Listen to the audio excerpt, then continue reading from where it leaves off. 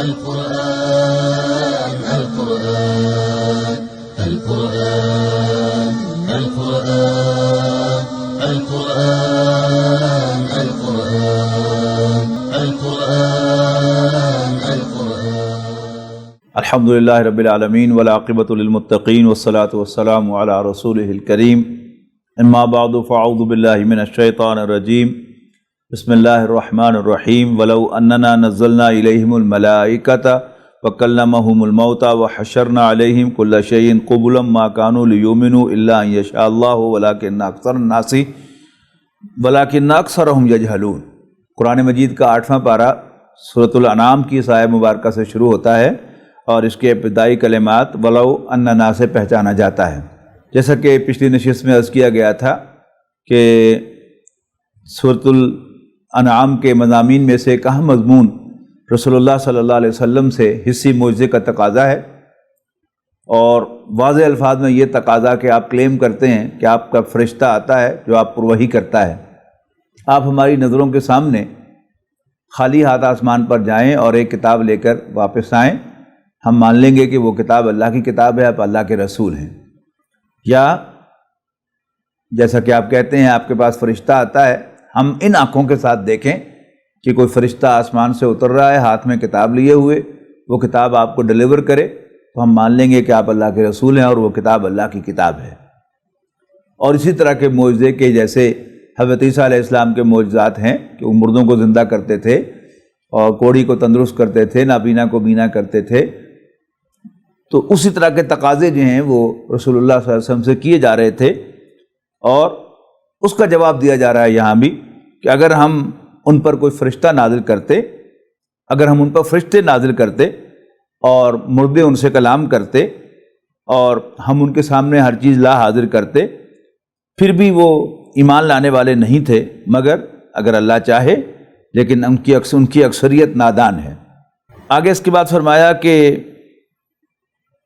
اسی طرح ہم نے شیطان سیرت انسانوں اور جنوں کو ہر پیغمبر کا دشمن بنا دیا ہے، جو دھوکہ دینے کے لیے ایک دوسرے کے دل میں ملمک کی باتیں کرتے رہتے ہیں، اور اگر تمہارا رب چاہتا تو وہ ایسا نہ کرتے، تو ان کو اور جو کچھ یہ جھوٹ باندھ رہے ہیں چھوڑ دو تم۔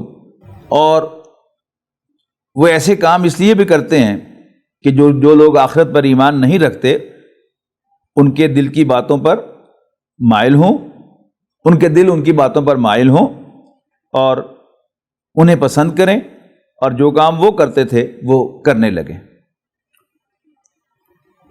اس کے بعد ایک بڑی اہم بات کہی گئی رسول اللہ صلی اللہ علیہ وسلم سے، وَإِن تُطِيعْ أَكْثَرَ مَنْ فِي الْأَرْضِ يُضِلُّوكَ عَنْ سَبِيلِكَ، اے نبی اگر آپ ان میں سے اکثریت کی بات مانیں گے تو وہ آپ کو اللہ کے راستے سے بھٹکا دیں گے۔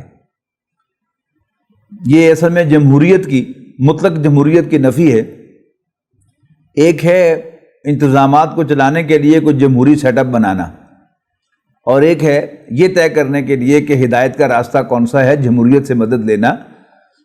تو انسانوں کی اکثریت تو عام طور پر گمراہ ہی ہوا کرتی ہے، تو اگر انسان یہ اصول طے کر لے کہ وہ گائیڈنس لے گا اکثریت سے تو وہ خود بھی بھٹک جائے گا۔ اس کے بعد فرمایا کہ جب ان کے پاس کوئی نشانی آتی ہے تو یہ کہتے ہیں کہ ہم تو نہیں مانیں گے یہاں تک کہ ہمیں بھی عطا کی جائے گی کوئی نشانی جیسے پہلے پیغمبروں کو عطا کی گئی۔ اس کا جواب دیا گیا اللہ تعالیٰ کو خوب معلوم ہے کہ اس نے کس کو پیغمبر بنانا ہے، اور وہ اپنی پیغمبری کسے عنایت فرمائے۔ جو لوگ جرم کرتے ہیں ان کو اللہ کے ہاں سے ذلت ہی ملے گی اور شدید عذاب سے پالا پڑے گا ان کی مکاریوں کی وجہ سے۔ اس کے بعد ایک بڑی اہم بات فرمائی کہ جس کو اللہ تعالیٰ ہدایت دینے کا فیصلہ کرتا ہے تو اس کے دل کو اسلام کے لیے کھول دیتا ہے، اپنے دل میں وہ شخص آمادگی محسوس کرنے لگتا ہے۔ اس کے برعکس جس کی کرتوتوں کی وجہ سے اللہ تعالیٰ فیصلہ کر دے کہ وہ گمراہ ہو تو وہ اپنے سینے کو تنگ اور گھٹا ہوا محسوس کرتا ہے، اور ایسا محسوس کرتا ہے جیسے وہ آسمان کی طرف چڑھ رہا ہے، اور آخر میں فرمایا کہ کذالک یجعل اللہ الرجس علی الذین لا یؤمنون، اس طرح اللہ تعالیٰ ان لوگوں پر جو ایمان نہیں لاتے عذاب بھیجتا ہے۔ اس کے بعد جنوں اور انسانوں کو مخاطب کر کے فرمایا گیا یا معشر الجن والانس الم یاتکم رسول منکم یقصون علیکم آیاتی وینذرونکم لقاء یومکم ھذا، یعنی قیامت کے دن جنوں اور انسانوں کو خطاب کر کے کہا جائے گا کہ اے جنوں اور انسانوں، کیا تمہارے پاس تمہیں میں سے ہمارے بھیجے ہوئے پیغمبر نہیں آئے تھے جو تمہیں ہماری آیات پڑھ کر سناتے تھے اور تمہیں آج کے اس دن کی ملاقات کے بارے میں خبردار نہیں کرتے تھے؟ قالوا شہدنا، تو وہ کہیں گے یس ہم گواہی دیتے ہیں، علی انفسنا، اپنے ہی خلاف، یعنی اپنے گناہوں کا اقرار کرتے ہیں، اور یوں دنیاوی زندگی نے ان کو دھوکہ دیا اور اپنے ہی خلاف وہ قیامت کے دن گواہی دیں گے کہ یقیناً ہم کافروں میں سے تھے۔ ذالک ان لم یکن ربک مہلک القری بظلم واہلھا غافلون، اور اسی سے یہ بات بھی سمجھ لو کہ اللہ تعالیٰ دنیا میں بھی کسی قوم کو ہلاک نہیں کرتا جبکہ اس کے رہنے والے غافل ہوں۔ پہلے اللہ تعالیٰ اپنے پیغمبر بھیجتا رہا ہے، اور پھر جب قوم اپنے کنسسٹنٹ رویے سے یہ ثابت کرے کہ انہوں نے پیغمبروں کو ریجیکٹ کر دیا ہے، ان پر وہ ایمان لانے والے نہیں ہیں، تو پھر اللہ تعالیٰ انہیں ہلاک کرتا رہا ہے۔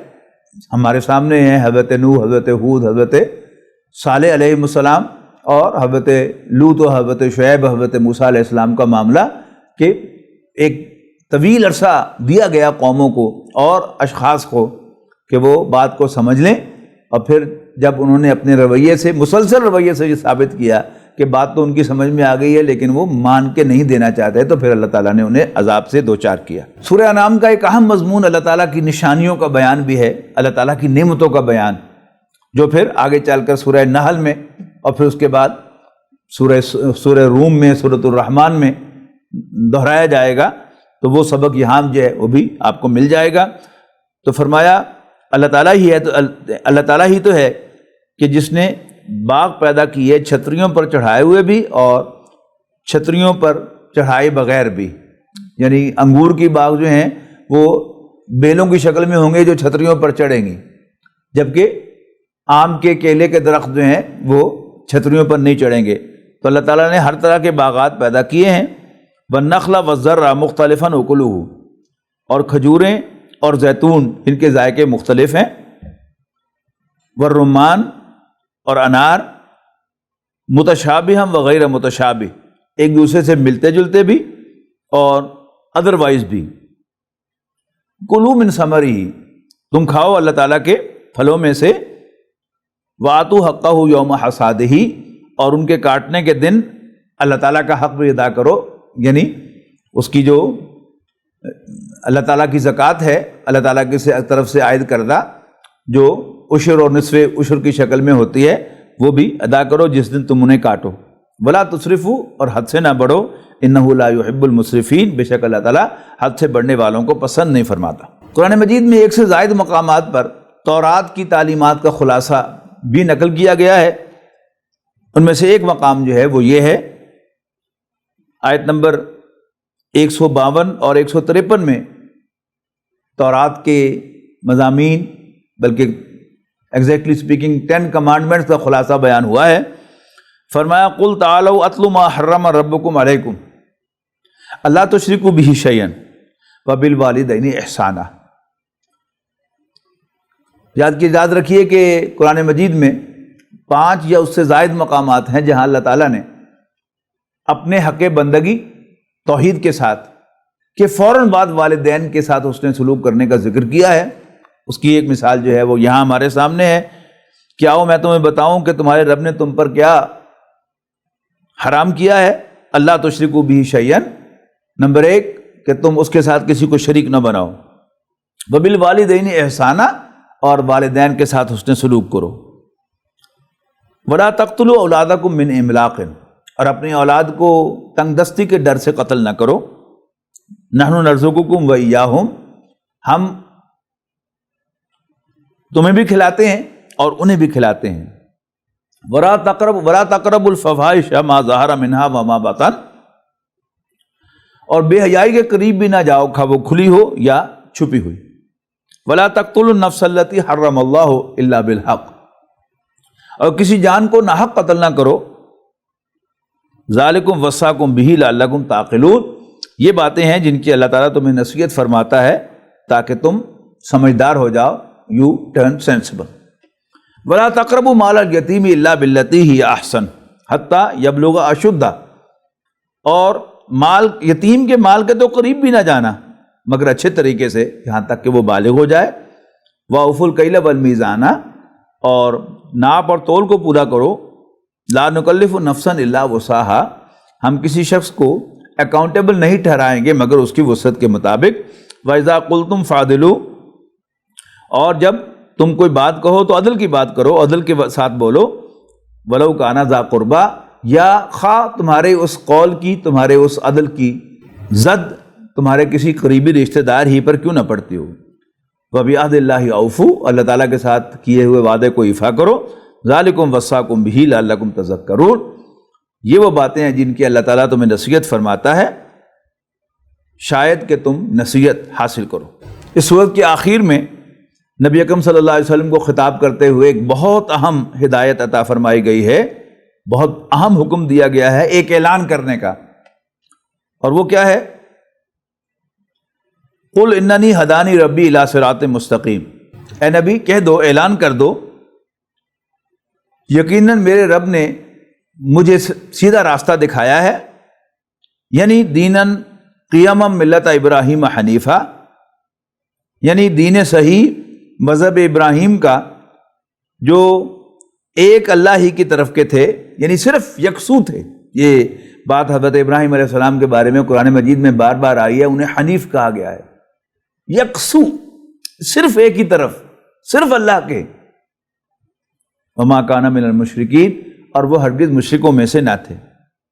اور پھر فرمایا قل ان صلاتی و نسکی و محیای و مماتی للہ رب العالمین، کہہ دو یقیناً میری نماز، میری قربانی، میرا جینا اور میرا مرنا اللہ رب العالمین کے لیے ہے، لا شریک لہ، اس کا کوئی شریک نہیں ہے۔ فبذالک امرت، اور مجھے اسی کا حکم ملا ہے، وانا اول المسلمین، اور میں فرما برداری میں پہل کرنے والا ہوں۔ قل اغیر اللہ ابغی ربا وہو رب کل شیء، کہو کیا میں اللہ کے سوا کوئی اور رب تلاش کروں جبکہ وہی تو ہر چیز کا رب ہے۔ ولا تکسب کل نفس الا علیہا، اور کوئی شخص کمائی نہیں کرتا مگر اس کا نقصان بھی اسی کو پہنچے گا۔ ولا تزر وازرۃ وزر اخری، اور کوئی بوجھ اٹھانے والا کسی دوسرے کا بوجھ نہیں اٹھائے گا۔ ثم الی ربکم مرجعکم، پھر تمہارے رب ہی کے حضور تم سب کا لوٹنا ہوگا۔ فینبئکم بما کنتم فیہ تختلفون، پھر وہ تمہیں پوچھے گا، تمہیں جتلائے گا کہ تم کن کن باتوں میں اختلاف کیا کرتے تھے۔ اس کے بعد سورۃ الاعراف کا آغاز ہوتا ہے، اس کی 206 آیات ہیں اور اس کے 24 رکوع ہیں، یعنی قرآن مجید کی سب سے طویل مکی سورت یہی ہے۔ کہ آغاز میں حروف مقطعات الف لام میم صاد آئے ہیں، اور اس کا پہلا رکوع جو ہے اس سورت کے مضامین کا خلاصہ ہے۔ فرمایا اتبعوا ما انزل الیکم من ربکم، فرمایا پیروی کرو اس کی جو نازل کیا گیا ہے تمہاری طرف تمہارے رب کی جانب سے، اور مت پیروی کرنا اللہ کے سوا اور اولیاء کی۔ قلیلا ما تذکرون، تم بہت کم نصیحت حاصل کرتے ہو۔ صاف صاف الفاظ میں یہاں یہ بات کہی گئی کہ فَلَنَسْأَلَنَّ الَّذِينَ أُرْسِلَ إِلَيْهِمْ وَلَنَسْأَلَنَّ الْمُرْسَلِينَ، تو جن لوگوں کی طرف پیغمبر بھیجے گئے ہم ان سے بھی پوچھیں گے اور ہم پوچھ کر رہیں گے پیغمبروں سے بھی۔ اور پھر اس کے بعد فرمایا فَلَنَقُصَّنَّ عَلَيْهِمْ بِعِلْمٍ، اور ہم ان کے حالات علم کی بنیاد پر آپ کو بتائیں گے۔ وَمَا كُنَّا غَائِبِينَ، اور ہم موقع پر موجود تھے، وہاں سے غائب نہیں تھے۔ اب یہ دو آیات جو ہیں یہ خلاصہ ہیں کہ اس صورت میں انباء الرسل پہلی مرتبہ قرآن مجید میں ذرا تفصیل کے ساتھ بیان ہو رہے ہیں۔ انباء الرسل کہلاتے ہیں ان رسولوں کے حالات جنہیں متعین قوموں اور متعین اشخاص کی طرف بھیجا گیا، لیکن ان قوموں نے یا ان اشخاص نے پیغمبروں کو ماننے سے انکار کیا، تو پھر اللہ تعالیٰ نے ان قوموں یا اشخاص کو عذاب سے دوچار کیا۔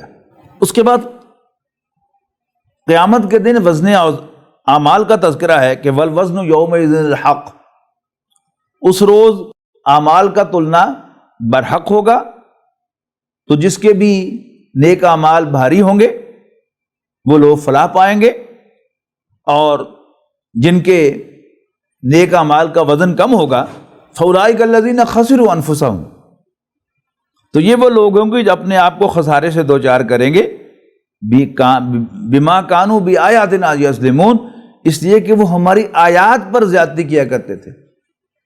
اصل میں زیادتی یا ظلم جو ہے وہ کیا ہے؟ کسی کو حق سے محروم کرنا، حق تلفی۔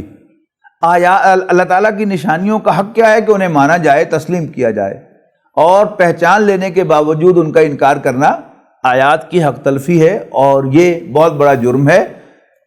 اگر ہم غور کریں تو تمام جو بھی قومیں ہلاک ہوئیں انبیاء کرام کی تشریف آوری کے بعد، وہ اسی جرم میں مبتلا ہوئیں۔ قرآن مجید میں قصہ آدم و ابلیس بار بار آیا ہے، تقریباً 7-8 پاروں کے وقفے سے یہ قصہ ضرور آتا ہے۔ پہلے پارے کے چوتھے رکوع میں آیا، اور اب یہاں سب سے زیادہ تفصیل سے قصہ آدم و ابلیس بیان ہو رہا ہے۔ پھر یہ سورہ ہجر میں آئے گا 14ویں پارے میں، اور پھر اس کے گلمپس آئیں گے 15ویں اور 16ویں پارے میں، اور پھر 23ویں پارے میں سورہ صاد کے اندر یہ واقعہ پھر قدر تفصیل سے زیر بحث آئے گا۔ یہاں اس کا آغاز ہوا وَلَقَدْ خَلَقْنَاكُمْ ثُمَّ صَوَّرْنَاكُمْ ثُمَّ قُلْنَا لِلْمَلَائِكَةِ اسْجُدُوا لِآدَمَ، اور ہم نے یقیناً تمہیں پیدا کیا، پھر تمہاری صورتیں بنائیں، اور پھر ہم نے فرشتوں سے کہا کہ آدم کو سجدہ کرو، تو ان سب نے سجدہ کیا سوائے ابلیس کے۔ ابلیس کے بارے میں آگے جا کر وضاحت آئے گی کہ کان من الجن، وہ جنوں میں سے تھا، وہ ایک جن تھا جو بہت عبادت گزار تھا اور بہت علم والا تھا، لہذا اللہ تعالیٰ نے اس کو آؤٹ آف ٹرن پروموشن دے کر ہماری ہدایت کے لیے فرشتوں میں شامل کر دیا، بلکہ فرشتوں کا بھی استاد بنا دیا۔ تو ایسا ہی ہوتا ہے دنیا میں کہ جب بھی ہم کسی پر رحم کھا کر یا کسی کے ٹیلنٹ سے متاثر ہو کر اس کو آؤٹ آف ٹرن پروموشن دیتے ہیں، تو پھر ہمیں وہ ہمیشہ مایوس بھی کرتا ہے، پریشان بھی کرتا ہے۔ تو اللہ تعالیٰ تو پریشان نہیں ہو سکتا، نہ اس نے مایوس ہونا ہے، اس کو تو سب پتا ہے کہ جس نے کیا کرنا ہے۔ تو اصل میں تو سارا یہ ہماری ہدایت کا سامان تھا۔ تو قصہ آدم و ابلیس دوسرے قصوں کی طرح اللہ تعالیٰ کی جانب سے ہمارے لیے ہدایت ہے۔ اس میں ہدایت کے کتنے پہلو ہیں ان کو گننا ممکن نہیں ہے۔ سب سے پہلا یہی معلوم ہوتا ہے کہ اللہ تعالیٰ نے شیطان کو فرشتوں میں شامل کیا اور he didn't prove up to the mark، بلکہ اس نے اللہ تعالیٰ کے سامنے بغاوت کا مظاہرہ کیا۔ تو سب فرشتوں نے سجدہ کیا سوائے ابلیس کے، لم یکن من الساجدین، وہ سجدہ کرنے والوں میں شامل نہ ہوا۔ اللہ تعالیٰ نے اس سے جواب طلبی فرمائی کہ کس نے تمہیں روکا سجدہ کرنے سے، جبکہ میں جو تیرا رب ہوں نے تمہیں حکم دیا تھا سجدہ کرنے کا؟ تو وہ کہنے لگا انا خیر منہ، میں انسان سے بہتر ہوں۔ کیوں؟ خلقتنی من نار، تو نے مجھے آگ سے پیدا کیا اور آدم کو مٹی سے پیدا کیا۔ I am from the world of energy and he is just material۔ اللہ تعالیٰ نے ناراضگی کا اظہار کرتے ہوئے اس کو ڈیموٹ کر دیا۔ قال فاہبط منہا فما یکون لک ان تتکبر فیہا، اللہ تعالیٰ نے فرمایا کہ اسٹیپ ڈاؤن فرام ہیئر، اور تمہیں یہ بات زیب نہیں دیتی تھی کہ تو یہاں ہوتے ہوئے فرشتوں کے ساتھ رہتے ہوئے میرا اتنا قرب رکھتے ہوئے تکبر کرتا، لہذا نکل جا، تو گھٹیا حرکت کرنے والوں میں سے۔ تو شیطان نے اللہ تعالیٰ سے اجازت مانگی کہ ذرا مجھے موقع دے دے کہ میں اپنا پوائنٹ ثابت کروں کہ انسان اس مقام کا اہل نہیں ہے جو تو نے اسے عطا کیا ہے۔ تو اللہ تعالیٰ نے کہا جا تمہیں مہلت دی جاتی ہے۔ مہلت دی جاتی ہے تو ساتھ ہی اللہ تعالیٰ نے ایکسیس بھی دے دی۔ تو شیطان نے اللہ تعالیٰ کو چیلنج کرتے ہوئے کہا کہ جس کو عزت دینے کے لیے تو نے مجھے راستے سے ہٹایا ہے، اب میں بھی اس کا شکار کرنے کے لیے تیرے صراط مستقیم پر مورچہ بندی کروں گا، اور پھر میں انسانوں پر حملہ آور ہوں گا، ان کے سامنے سے، ان کے پیچھے سے، ان کے دائیں سے اور ان کے بائیں سے، اور تو ان میں سے اکثر کو شکر گزار نہیں پائے گا۔ اور اللہ نے کہا جا دفع ہو، نکل جا یہاں سے، اب جو بھی تیری پیروی کرے گا تجھے بھی اور تیری پیروی کرنے کا بالوں سے میں جہنم کو بھر دوں گا۔ اور پھر آدم علیہ السلام سے خطاب کر کے کہا کہ تو اپنی بیوی کے ساتھ جنت میں سکونت اختیار کر لے، تم دونوں جہاں سے جی چاہے کھاؤ، لیکن صرف ایک ریسٹرکشن ہے کہ کسی خاص درخت کی طرف یا کسی خاص کام کی طرف اشارہ کر کے فرمایا کہ اس درخت کے قریب نہ جانا، فتکونا من الظالمین، ورنہ بہت ظلم کرو گے، ظالم قرار پاؤ گے۔ اب شیطان کو چونکہ اللہ تعالیٰ نے ایکسیس دی تھی، اس نے آ کر ان کے دل میں وسوسہ اندازی کی اور ان سے کہا کہ تمہارے رب نے تمہیں اصل میں اس درخت کے پاس جانے سے اس لیے منع کیا ہے کہ اس درخت کے پاس جانے سے تم فرشتے بن جاتے۔ پہلے تو انہیں یہ ریئلائز کروایا کہ تمہارے اندر کمی ہے، فرشتے تم سے بہتر ہیں، وہ شکل بدل لیتے ہیں، وہ پلک جھپکنے میں آسمان سے زمین اور زمین سے آسمان پر جا سکتے ہیں۔ انہیں یہ توجہ دلائی کہ اللہ تعالیٰ نے تمہیں زمین کے لیے پیدا کیا ہے، میں تو اندر کا آدمی ہوں، تمہیں بتا رہا ہوں، اور کسی بہانے سے اس نے تمہیں نکال دینا ہے۔ اب یہ دونوں سوال آدم و حوا کے دل میں پیدا ہوئے کہ ہائے ہم جنت سے نکال دیے جائیں گے، ہاں یہ تھوڑی سی کمی جو ہے یہ بھی پوری ہو ہی جانی چاہیے۔ آپ دیکھیے گا یہ انسان کی فطرت ہے، کسی شخص کو عہدہ مل جائے اور اس کی جاب کنفرم بھی ہو، لیکن اس کو یہ ریئلائز کروایا جائے کہ یہ تمہاری کوالیفیکیشن میں جو کمی ہے تھوڑی سی، اس کو بھی پورا کر لو، تمہارے انڈر پی ایچ ڈی کام کرتے ہیں اور تم صرف ایم فل ہو، حالانکہ اس کی جاب کنفرم ہے، لیکن یہ ایسی شیطنت انسان پہ سوار ہوتی ہے کہ پھر انسان جو ہے جاب بھی چھوڑنے کو تیار نہیں ہوتا، لیکن کوشش کرتا ہے کہ بس یہ ڈگری کہیں مفت سے مجھ میں حاصل ہو جائے، اور ساری عمر کبھی ہیرا پھیری نہ کی ہو، اب وہ آمادہ ہو جائے گا کہ میں کہیں سے جھوٹی ڈگری کہیں سے مل جائے بغیر پڑھے اور کچھ پیسے ویسے دے کر، تو میں وہ ڈگری حاصل کر کے یہ کمی بھی پوری کر ہی لوں۔ تو بڑی خوبصورتی سے بیان کیا گیا ہے کہ شیطان ان کے پاس آیا اور ان کو کنفیوز کیا کہ تم افضل نہیں ہو، فرشتے تم سے افضل ہیں، اور اللہ نے تمہیں زمین کے لیے پیدا کیا ہے، ایک دن نکال دیے جاؤ گے۔ اور دونوں کا حل کیا ہے؟ اگر تم اس درخت میں سے کھاؤ گے تو تمہیں خلود فی الجنہ حاصل ہوگا، ہمیشہ ہمیں جنت میں رہ سکو گے، تمہارے پاس جنت کا گرین ٹکٹ آ جائے گا، کوئی تمہیں نکال نہیں سکے گا، اور وہ جو کمی ہے وہ بھی پوری ہو جائے گی۔ حضرت آدم اور حضرت حوا نے یقیناً ریزسٹ بھی کیا ہوگا، تو شیطان نے کہا ہوگا کہ اچھا کھاؤ نہ، چکھ کے دیکھ لو۔ تو کیا نتیجہ نکلا؟ فَدَلَّاهُمَا بِغُرُورٍ، تو شیطان نے انہیں شیشے میں اتار لیا۔ فَلَمَّا ذَاقَا الشَّجَرَةَ بَدَتْ لَهُمَا سَوْآتُهُمَا، اور جب انہوں نے اس درخت میں سے چکھا تو ان کی شرمگاہ ایک دوسرے پر ایکسپوز ہو گئی، اور وہ لگے جنت کے پتوں سے اپنی شرمگاہوں کو ڈھانپنے۔ تو ان کے رب نے ان کو پکارا، او آدم و حوا، کیا میں نے تمہیں اس درخت کے پاس جانے سے منع نہیں کیا تھا؟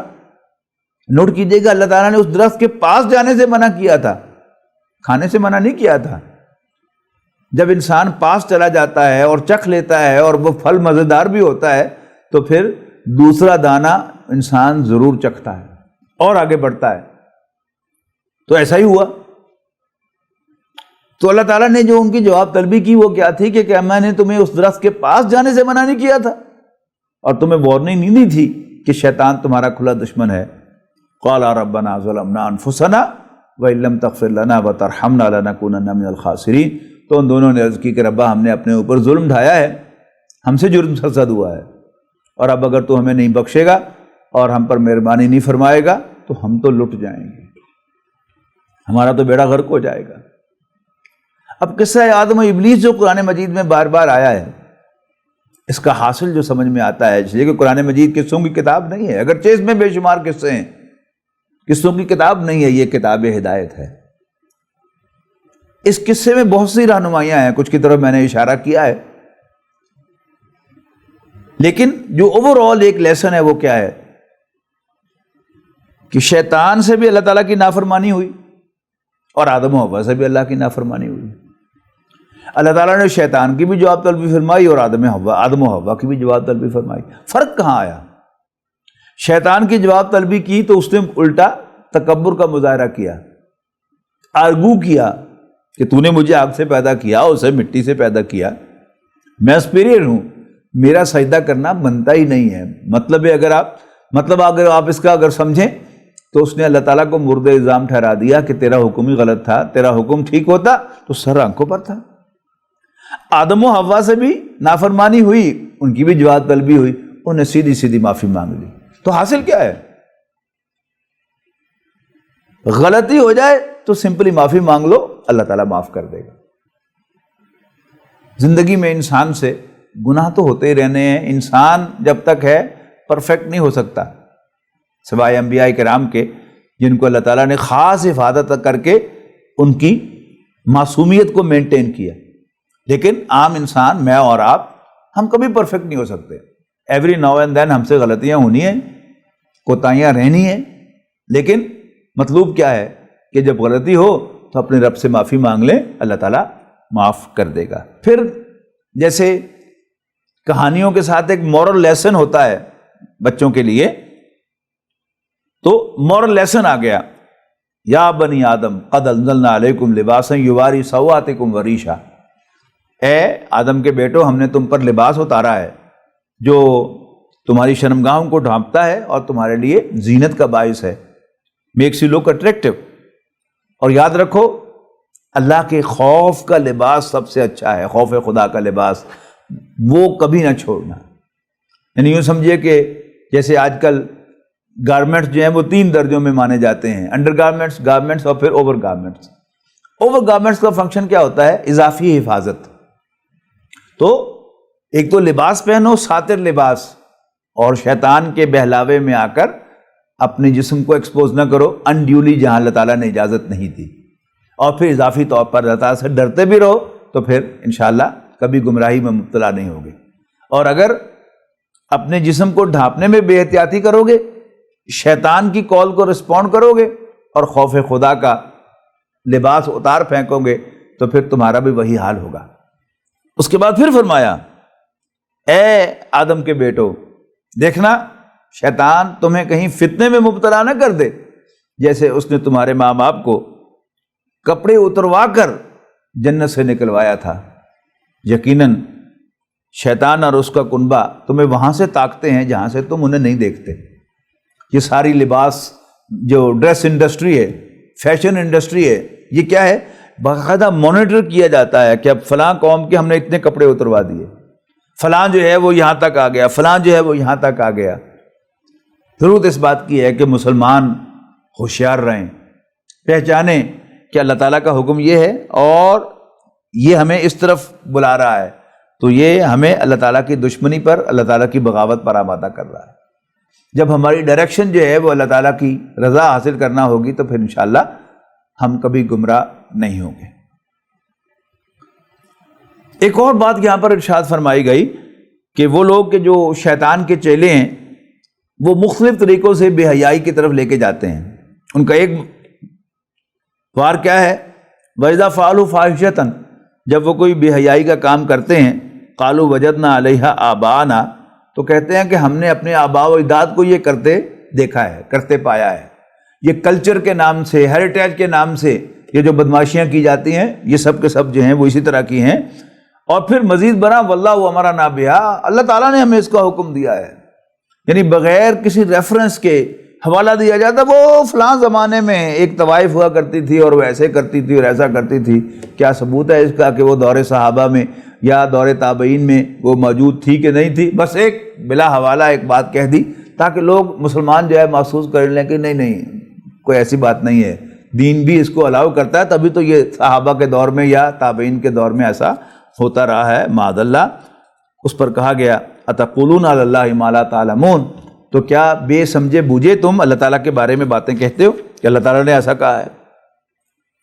اس کے بعد پھر ایمفیسائز کیا گیا اس بات کو، قل انما حرم ربی الفواحش ما ظہر منہا وما بطن، اے نبی کہہ دو، اعلان کر دو، واضح کر دو کہ یقیناً میرے رب نے ہر قسم کی بے حیائی کو حرام کیا ہے، خواہ وہ چھپی ہو یا کھلی، اور یہ بھی حرام کیا ہے کہ تم اللہ کے ساتھ کسی کو شریک بناؤ بغیر دلیل کے جو اللہ تعالیٰ نے نازل فرمائی ہو۔ اب بات آگے بڑھ رہی ہے انباء و رسل کی طرف۔ وَلِكُلِّ أُمَّةٍ اجل، ہر امت کا ایک وقت مقرر ہے، اور پھر جب وہ وقت معین آئے گا لا يستاخرون ساعة ولا يستقدمون، تو نہ وہ امت گھڑی بھر اس سے آگے بڑھ سکے گی اور نہ گھڑی بھر پہلے ان کا فیصلہ ہوگا۔ یا بنی آدم، اے آدم کے بیٹو، اما یاتینکم رسل منکم یقصون علیکم آیاتی، جب بھی تمہارے پاس آئیں پیغمبر میرے بھیجے ہوئے تمہیں میں سے، تمہیں میری آیات پڑھ کر سناتے ہوئے، تو جو کوئی بھی اللہ سے ڈرے گا اور اپنی اصلاح کرے گا تو ایسے لوگوں کو نہ ڈرنے کی ضرورت ہے اور نہ وہ کبھی ریگریٹ سے دوچار ہوں گے۔ جنت والے جہنم والوں کو پکاریں گے ان قد وجدنا ما وعدنا ربنا حقا، یہ بڑی حسرتناک آیت ہے۔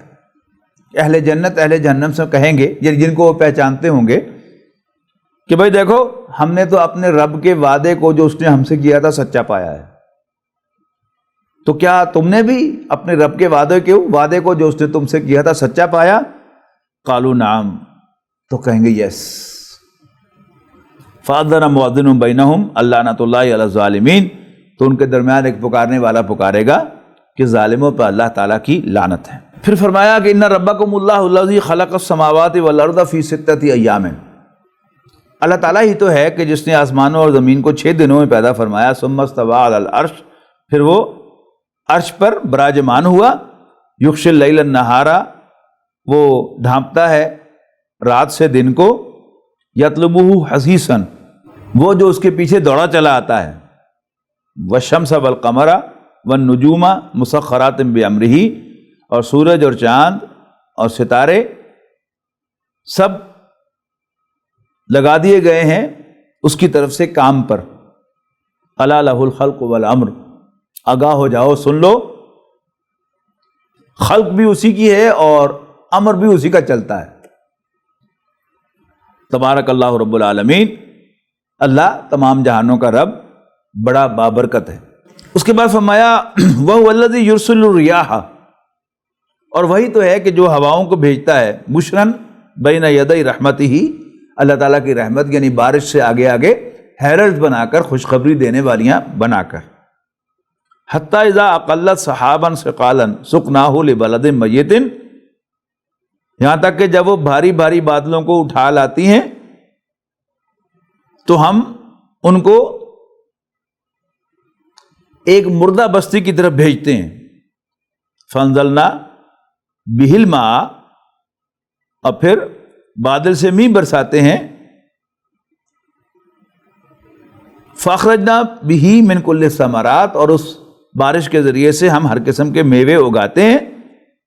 کذالک نخرج الموتیٰ، ایسے ہی ہم مردوں کو نکالیں گے قبروں میں سے۔ لعلکم تذکرون، شاید کہ تم نصیحت حاصل کرو۔ یہ بہت اہم نقطہ ہے قرآن مجید کے طالب علموں کے لیے نوٹ کرنے کا، کہ قرآن مجید میں جہاں بھی اللہ تعالیٰ کی نشانیوں کا تذکرہ آتا ہے، آسمان، زمین، اور پھر اس کے ساتھ ہی تذکرہ آئے گا ہواؤں کا، بارشوں کا، اور بارشوں کے تذکرے کے بعد کہا جائے گا کہ بارش کے ذریعے سے ہم مردہ زمین کو زندہ کرتے ہیں، تو اس سیاق و سباق میں ضرور یہ بتایا جائے گا کہ ایسے ہی ہم تمہیں بھی مرنے کے بعد زندہ کریں گے۔ اللہ تعالیٰ کی قدرتوں کا تذکرہ آتا ہے تو پھر تان کہاں ٹوٹتی ہے کہ کیا انسان غور نہیں کرتا؟ کیا یہ ایک بوند نہ تھی منی کی جو ٹپکائی گئی؟ الم یکن نطفۃ من منی یمنی ثم کان علقۃ، پھر وہ خون بن گیا۔ فخلق فسوی، پھر اللہ تعالیٰ نے اس کو تخلیق فرمایا اور اس کی نوک پلک سنواری۔ فجعل منہ الزوجین، اور پھر اسی ایک ہی بوند سے اللہ تعالیٰ نے مرد بھی پیدا کیے، عورتیں بھی پیدا کی۔ یہ اللہ تعالیٰ کی قدرت کا شاہکار ہے۔ یعنی وہ لوگ کہ جو یہ سمجھتے ہیں کہ یہ کائنات حادثاتاً آپ سے آپ پیدا ہو گئی، میٹر ہمیشہ سے موجود تھا ایلیمنٹس کی شکل میں، اور ان ایلیمنٹس کے ملنے سے ریئیکشن اور ریئیکشن سے ایکشنز اور ریئیکشن سے مختلف حادثات وجود میں آتے رہے، ایک پر دوسرا، دوسرے پر تیسرا، اور کرتے کرتے یہ کائنات وجود میں آ گئی۔ جب تک کوئی پرسونیفائڈ بینگ کسی موومنٹ کے پیچھے نہ ہو، وہ موومنٹ ہمیشہ ڈس آرڈر کی طرف جاتی ہے، یہ ایک سائنٹیفک ریالٹی ہے۔ لیکن جب کوئی پرسن پیچھے ہوتا ہے پھر وہ آرڈرلی موومنٹ ہوتی ہے۔ وہ عورتیں جب چھاج میں دانے ڈال کر اس کو خاص طریقے سے ہلاتی تھی تب اس کے روڑ علیحدہ ہوتے تھے اور دانے علیحدہ ہوتے تھے، اور ویسے ہی کوئی ہل جل سے وہ چھاج ہلے تو پھر اس سے کبھی بائی چانس تو ایسا ہو سکتا ہے کبھی کبھار کہ وہ روڑ علیحدہ ہو جائیں، ورنہ نارملی اس کا وہ رزلٹ کہ جو ایک عورت خاص طرح سے ہلا کر نکالتی تھی وہ رزلٹ نہیں نکلتا۔ تو اللہ تعالیٰ نے یہ کائنات بنائی ہے، تو وہاں پر آخر میں فرمایا گیا سورہ قیامہ میں کہ اسی سے اللہ تعالیٰ نے جوڑے بنا دیے، مرد بھی اور عورتیں بھی۔ الیس ذالک بقادر علی ان یحیی الموتى، تو کیا وہ اللہ جس کی قدرت کا یہ عالم ہے وہ اس پر قادر نہیں کہ مردوں کو زندہ کر سکے؟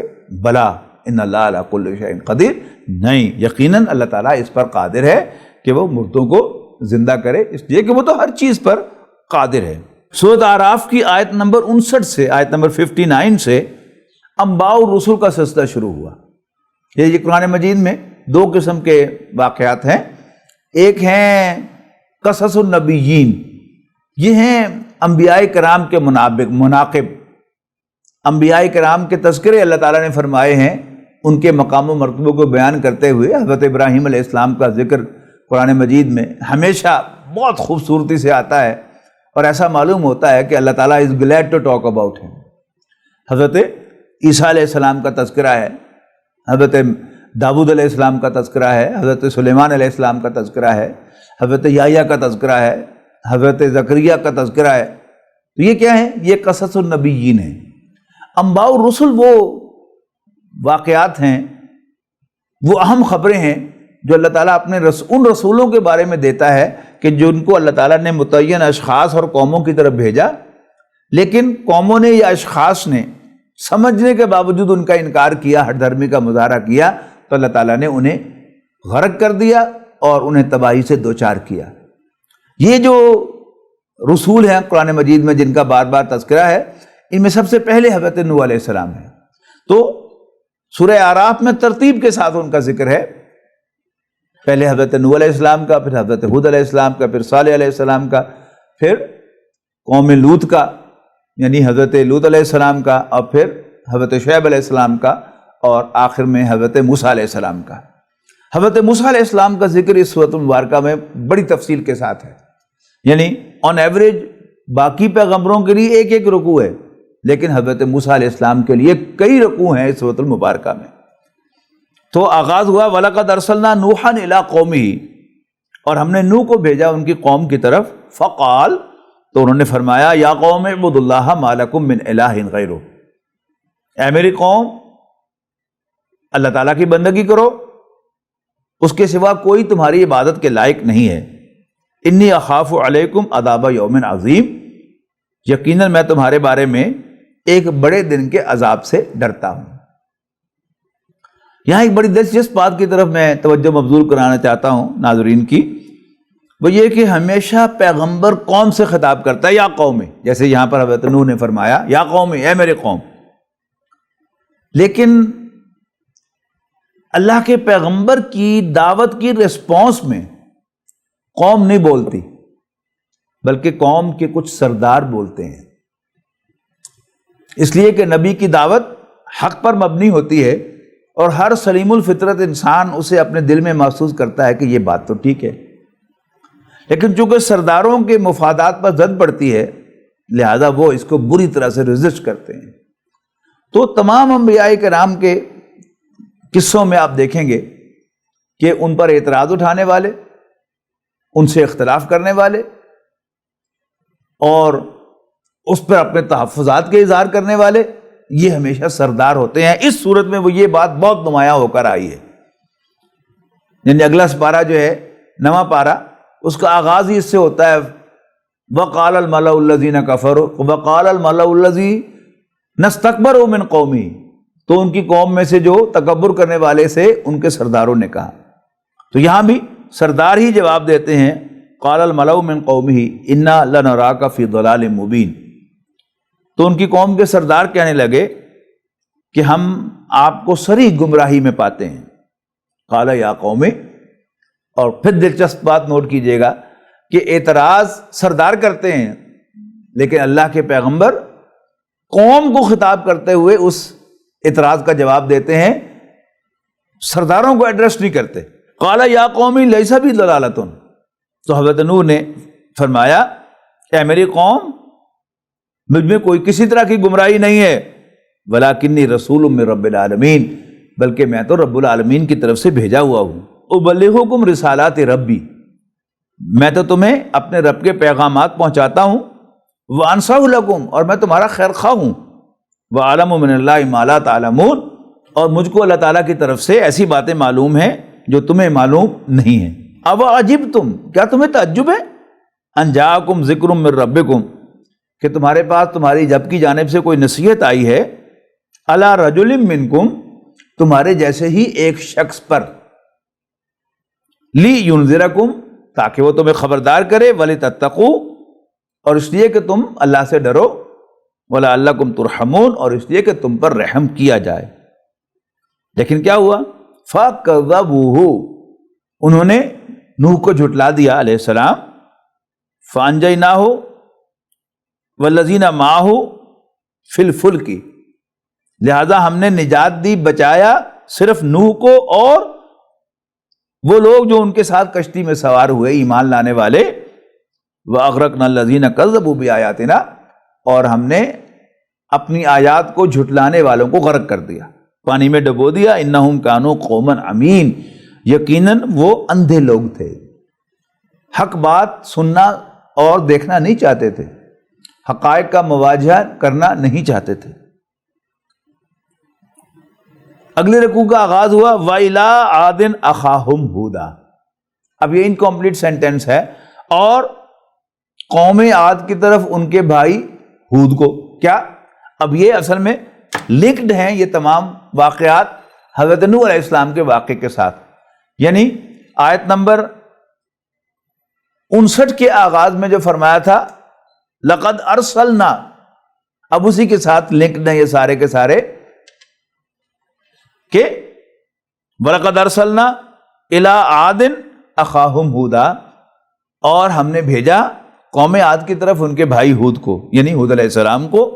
قَالَ يَا قَوْمِ اعْبُدُوا اللَّهَ، انہوں نے بھی وہی بات کہی جو حضرت نوح نے کہی تھی کہ اے میری قوم، اللہ کی بندگی کرو اور اس کے سوا کوئی تمہاری عبادت کے لائق نہیں ہے.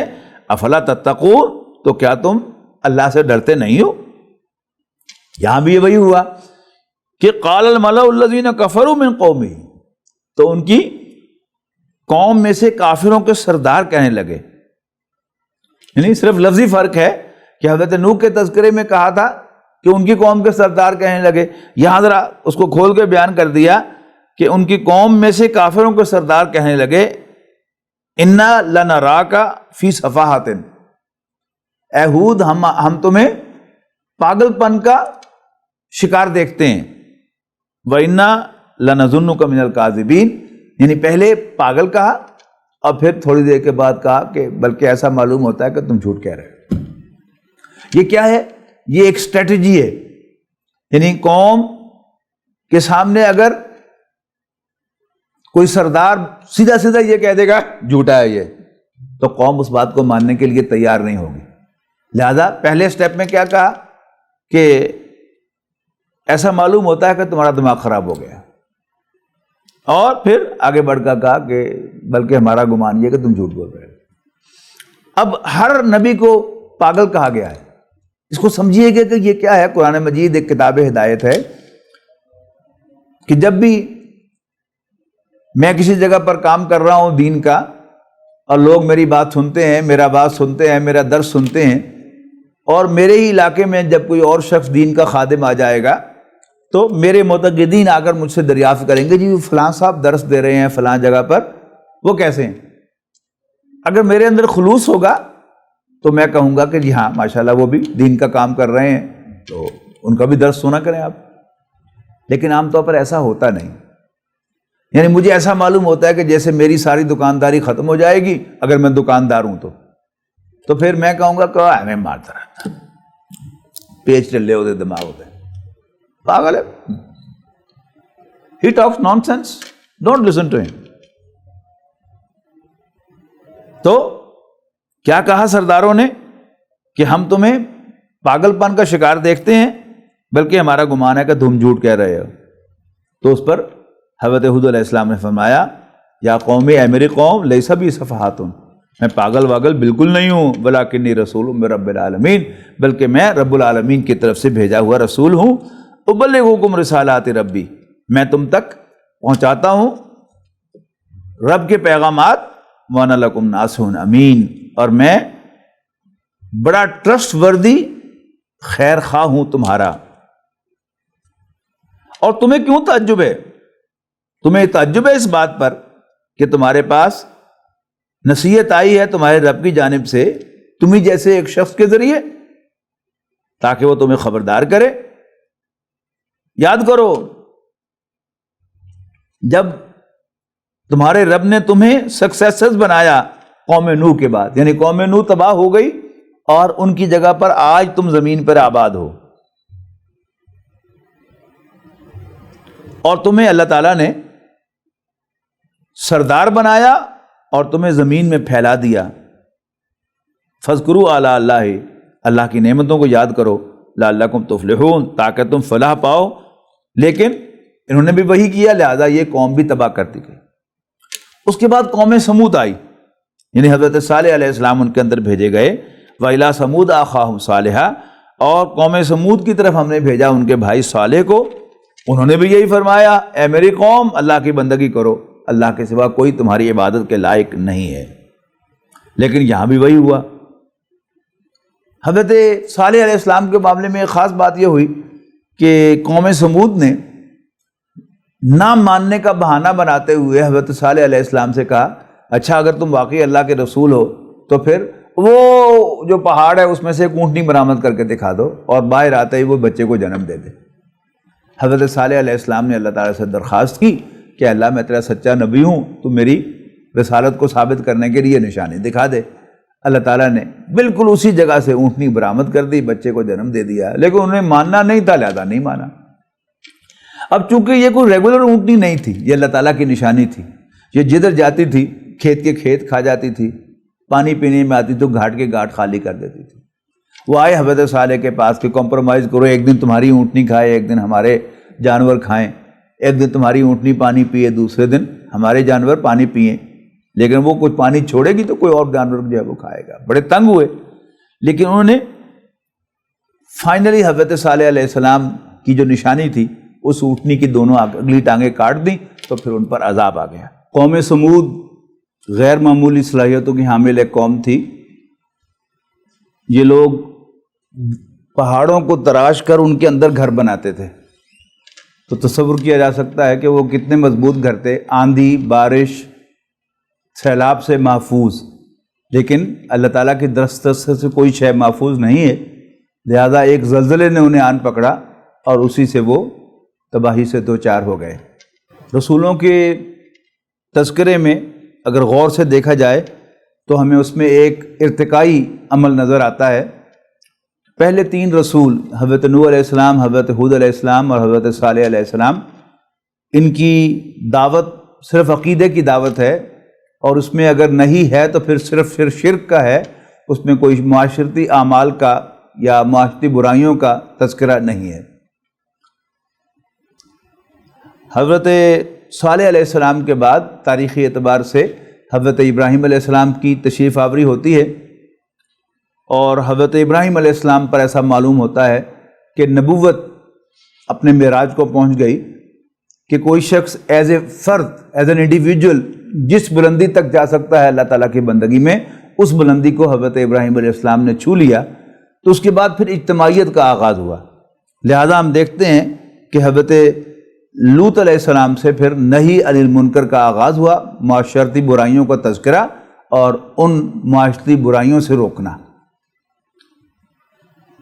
اسی تسلسل میں اب آگے آ رہا ہے، یعنی جس رکوع میں حضرت صالح علیہ السلام کا ذکر ہو رہا تھا اسی کے اندر سے ذکر ہو رہا ہے وَلُوطًا إِذْ قَالَ لِقَوْمِهِ، یعنی لوط کو بھی ہم نے بھیجا جب انہوں نے اپنی قوم سے کہا أَتَأْتُونَ الْفَاحِشَةَ مَا سَبَقَكُم بِهَا مِنْ أَحَدٍ مِنَ الْعَالَمِينَ، کہ کیا تم آتے ہو ایک ایسی بے حیائی کی طرف جو تمام جہانوں میں کسی نے تم سے پہلے نہیں کی۔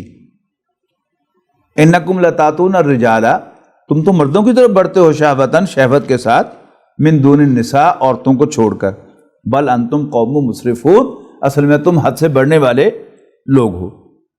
لیکن وہی ہوا کہ جو پہلے ہوا تھا حضرت نوح، حضرت ہود اور حضرت صالح کے ساتھ، قوم کا ریئیکشن کہ قوم نے ماننے سے انکار کیا، بلکہ انہوں نے حضرت لوط اور آپ کے گھر والوں کو بستی سے نکلنے کا حکم دیا۔ یہ بھی ایک ہدایت کی بات ہے کہ دو چیزیں جو ہیں ان میں فرق کرنا چاہیے۔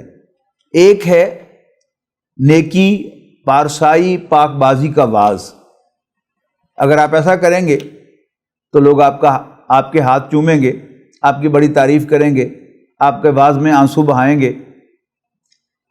لیکن اگر آپ نہی عن المنکر کریں گے اسی بے حیائی کا، اور نہی عن المنکر کیا ہے کہ آپ کے محلے میں، آپ کی کمیونٹی میں کوئی نائٹ کلب کھلنے لگے اور آپ اس کے خلاف کھڑے ہو جائیں کہ یہ کام نہیں ہونے دیں گے،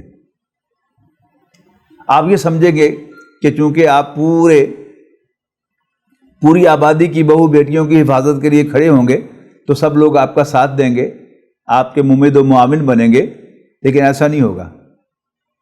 بالکل یہی الفاظ آپ کو سننے کو ملیں گے کہ جو حضرت لوط علیہ السلام سے ان کی قوم نے کہے کہ اخرجوہم من قریتکم انہم اناس یتطہرون، کڈونے بستی چ باہر بڑھیا جی بنے پھر دے جے۔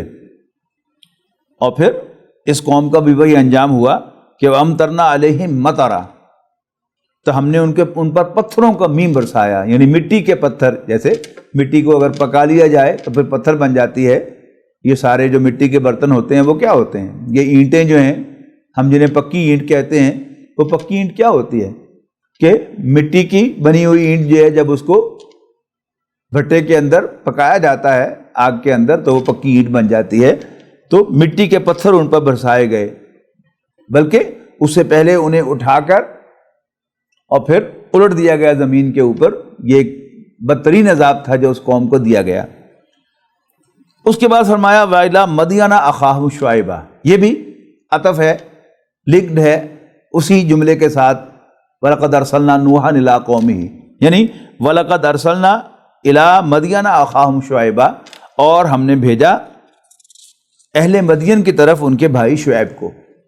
یہ مدین کا شہر جو تھا یہ دو بڑے تجارتی شاہراہوں، دو بڑی تجارتی شاہراہوں کے سنگم پر واقع تھا، یعنی شرقاً غرباً اور شمالاً جنوباً جو دو شاہراہیں تھیں ان کے سنگم پر واقع تھا۔ لہذا ہر طرف سے جو بزنس مرچنٹائز تھا، جو سامان تھا، تجارتی سامان، وہ یہاں آتا تھا اور باقی تین اطراف کے لوگ جو تھے وہاں پہ خرید کر جاتے تھے۔ تو مدین کے لوگوں نے کیا کیا، وہاں پر اپنی دکانیں بنا لی اور جو بھی مال لے کے آتا اسے اپنی دکانوں میں رکھ کر بیچتے اور اس کو مونوپولائز کرتے۔ اچھا، اب جب مونوپولی انسان کو حاصل ہو جاتی ہے تو پھر جو گاہک ہوتا ہے اس کے پاس چوائس نہیں رہتا۔ اگر مونوپولی نہ ہو تو گاہک کے پاس چوائس ہوتا ہے کہ وہ ڈھونڈ کے دیکھ لے چیز کہاں سے اچھی، صاف ستھری اور ناپ تول کے مطابق مل رہی ہے۔ لیکن اگر مونوپولی ہو جائے تو پھر گاہک کے پاس کوئی چوائس نہیں رہتا، چونکہ انہوں نے مونوپولی بنا لی وہاں پر، اور ہر تین طرف سے آنے والے لوگوں کے لیے یہ مجبوری بن گئی کہ وہ انہی سے مال خریدیں گے، لہٰذا انہوں نے ناپ تول میں کمی کرنا شروع کر دی۔ حضرت شعیب علیہ السلام نے ایک تو وہی دعوت دی کہ اعبدوا اللہ ما لکم من الہ غیرہ، اللہ کی بندگی کرو، اس کے سوا کوئی تمہاری عبادت کے لائق نہیں ہے۔ قد جاءتکم بینۃ من ربکم، تمہارے پاس تمہارے رب کی جانب سے ایک واضح دلیل آ چکی ہے، ایک واضح نشانی آ چکی ہے۔ فاوفوا الکیل والمیزان، پس ناپ تول کو پورا کرو، ولا تبخسوا الناس اشیاءہم، اور لوگوں کو ان کی چیزوں سے، ان کے مرچنڈائز سے، ان کے مال سے محروم نہ کرو۔ وَلَا تُفْسِدُوا فِي الْأَرْضِ بَعْدَ إِصْلَاحِهَا، اور اصلاح کے بعد زمین پر خرابی پیدا نہ کرو، فساد نہ پھیلاؤ۔ یہی فساد تھا، یعنی اللہ کے رسولوں کو رسول نہ ماننا اور ناپ تول میں کمی کرنا۔ اس سے حضرت شعیب علیہ السلام نے منع فرمایا، ذالکم خیر لکم ان کنتم مؤمنین، اگر تم سمجھو تو یہ تمہارے لیے، اگر تم مانو تو یہ تمہارے لیے بہتر ہے۔ مزید بنا وہ کیا کرتے کہ وہ راستوں پر بیٹھ کر لوگوں کو ڈراتے دھمکاتے اور ڈاکے مارتے۔ اس سے بھی انہوں نے منع فرمایا، وَلَا تَقُعُدُوا بِكُلِّ صِرَاطٍ تُوعِدُونَ، اور مت بیٹھ جایا کرو ہر راستے پر تاکہ تم ڈراتے رہو، وَتَصُدُّونَ عَن سَبِيلِ اللَّهِ، اور اللہ کے راستے سے روکتے رہو، من آمنا، ایمان والوں کو، بِهِ، اس پر ایمان لانے والوں کو، وَتَبْغُونَهَا عِوَجًا، اور یوں اس کے اندر خرابی تلاش کرتے ہوئے، وَاذْكُرُوا إِذْ كُنتُمْ قَلِيلًا، یاد کرو جب تم تعداد میں تھوڑے تھے، فَكَثَّرَكُمْ، تو اللہ تعالیٰ نے تمہیں کثیر کر دیا تعداد میں، وَانظُرُوا كَيْفَ كَانَ عَاقِبَةُ الْمُفْسِدِينَ، اور تم سے پہلے جو مجرم گزر چکے ہیں، قوم ہود، قوم نوح، قوم ہود، قوم صالح اور قوم لوط، ان کا انجام دیکھ لو کہ ان کا کیا انجام ہوا۔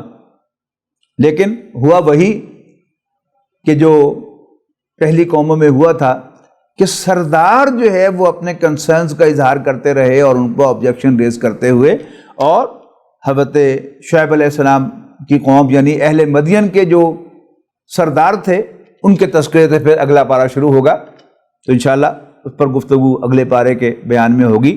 بارک اللہ لی ولکم فی القرآن العظیم ونفعنی وإیاکم بالآیات والذکر الحکیم۔